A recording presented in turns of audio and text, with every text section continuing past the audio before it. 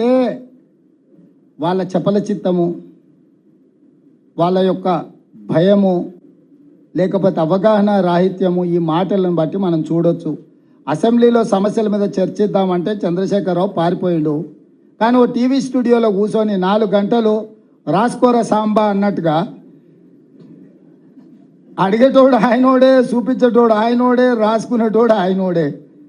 ఏందా ఇది? ఎంత బాధ్యతారహితంగా వ్యవహరిస్తున్నాడు ఈ రాష్ట్రంలో ప్రధాన ప్రతిపక్ష నాయకుడు.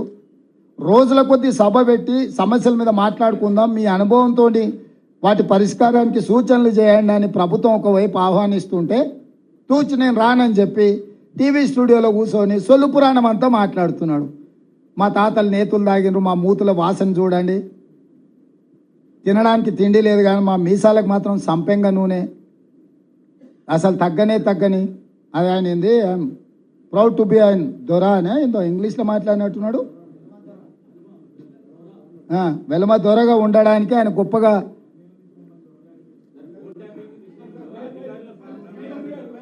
అదే చెప్తున్నా. దొరలని పిలుస్తుర్రు కాబట్టి బండకేసి కొట్టిర్రు, ఇంకా కూడా బల్పు తగ్గలే. మంచిది, అట్లనే కానీ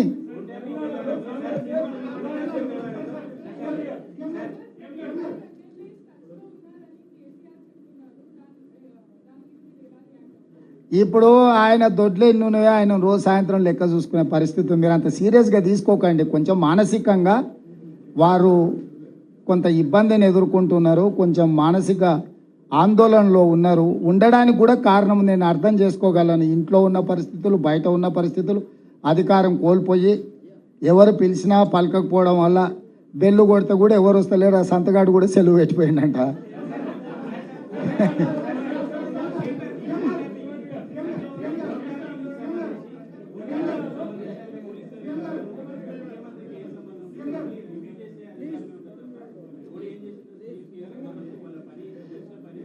నాకు తెలియదు, ఇంకా దాని మీద పూర్తి వివరాలు నేను తీసుకోలేదు.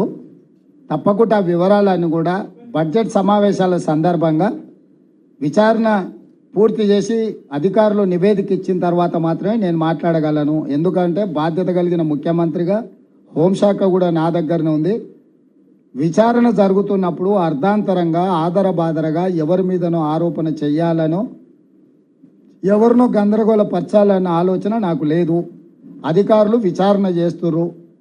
ఏం జరిగింది, ఏం జరగబోతుందని అధికారులు నాకు నివేదిక ఇచ్చే వరకు నేను ఎలాంటి స్పందన ఈ టెలిఫోన్ ట్యాపింగ్ విషయంలో చెప్పదలుచుకోలేదు.